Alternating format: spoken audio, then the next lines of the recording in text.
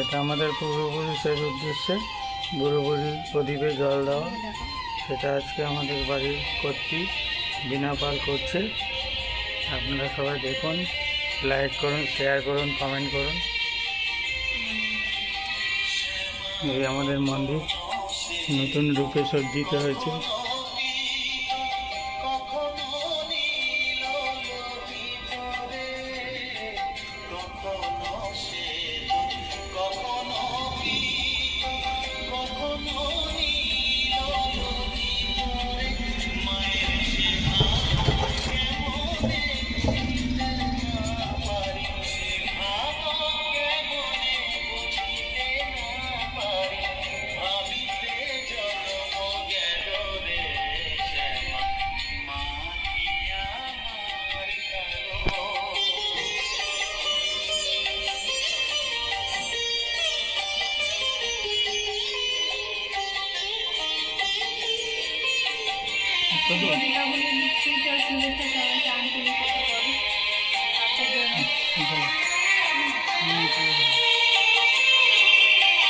শ্যামা কখনো পুরুষ কখনো